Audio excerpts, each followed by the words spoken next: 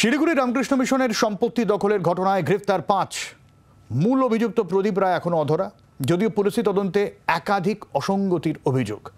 নিরপরাধীদের গ্রেফতার করে আসল দুষ্কৃতীদের আড়াল করার চেষ্টা হচ্ছে কিনা প্রশ্ন উঠছে। শালুগাড়ায় ২ একর জমির উপর সম্পত্তি, বাজার মূল্য খুব কম করেও ১০০ কোটি টাকা। এখানে স্কুল করার কথা ভাবছিল রামকৃষ্ণ মিশন। তার আগেই রবিবার ভোরের ঘটনা। সম্পত্তির বাইরের দেয়ালে ছিল রামকৃষ্ণ মিশনের নাম, তা উপরে তুলে দেওয়া হয়েছে। মিশন কর্মীদের মারধর করে বার করে দিয়ে জনাকুড়ি মহিলাকে ভেতরে ঢুকিয়ে দেয় অভিযুক্তরা। পুলিশ এসে তাদের সরায় ঠিকই, কিন্তু তালা দিয়ে সিল করে দেওয়া হয় মিশনের গেট। সেই সিলে আবার লেখা ডিকে, কোনো সরকারি অশোক স্তম্ভ বা থানা সিল নেই। যদিও পুলিশের দাবি সম্পত্তিতে তারা তালা দিলেও সিল করেনি। ওখানে সিল করেনি, যেহেতু রামকৃষ্ণ মিশন একটা কমপ্লেন করেছে যে ওখানে একটা ঘটনা ঘটেছে, পিও যাতে ডিস্টার্ব না হয় তার জন্য পুলিশ তালা এটা তালা লাগানো হয়েছে, পিও যাতে ডিস্টার্ব না হয়।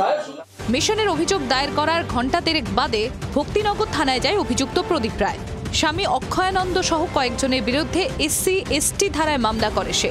কিন্তু ঘটনা হলো, স্বামী অক্ষয়ানন্দ ১৫ বছর আগেই মিশন ছেড়েছেন। বর্তমানে তিনি প্রয়াগরাজে। ফলে প্রশ্ন উঠেছে, জামিন অযোগ্য SC/ST ধারায় মামলা রুজু করার আগে পুলিশ কেন প্রাথমিক তদন্তটুকুও করল না? প্রথম কথা, যে কোনো অভিযোগ এলে আমরা প্রথমে সেটা কেস স্টার্ট করি, তারপরে সেটা আমরা তদন্ত করি। তদন্ত করে যতক্ষণ না আমরা এভিডেন্স পাই ততক্ষণ তো আমরা কোনো অ্যাকশন নিতে পারি না। সেই হিসাবে প্রদীপ রায় তার পরপরই কেস করেছে। আমরা তখনও তদন্তের প্রাথমিক স্টেজে ছিলাম, যেটাতে জিজ্ঞাসাবাদের তখনও আমাদের দরকার হয়নি। সূত্রে খবর, মুখ্যমন্ত্রীর হস্তক্ষেপের পরেই নড়ে চড়ে বসে পুলিশ। মিশনের গেটে গালা লাগানো তালা খুলে যায়। মঙ্গলবার রাতেই গ্রেফতার করা হয় ভক্তিনগর এলাকার ৫ বাসিন্দাকে। যদিও প্রদীপ রায় এখনো অধরা, তবে যাদের গ্রেফতার করা হলো তারা আদৌ এই ঘটনায় যুক্ত কিনা তা নিয়ে প্রশ্ন উঠেছে। আমি ছিলাম না, আমরা নির্দোষ, ঠিক আছে? নির্দোষদের ভিডিও করে কোনো লাভ নেই। যারা দোষ করছে ওকে ধরে না, আমাদের নির্দেশে গিয়েছিলে, যে দোষ করছে আমরা তো নাই এর মধ্যে কিছু মধ্যে। তাহলে তোমাদের ওটা শিলিগুড়ি টাউনে CCTV সার্ভেলেন্স আছে, আপনারা CCTV সার্ভেলেন্সে দেখেন কে ছিল না ছিল। আমি ছিলাম না, সেটা আমার ডিফেন্স কাউন্সিল কোর্টে প্রমাণ করে দেবে, ঠিক আছে? আমাকে জাস্ট জিজ্ঞাসাবাদ করার জন্য নিয়ে আসছে, কিন্তু এই যে আজকে কেস দিয়ে পাঠাচ্ছে কোর্টে।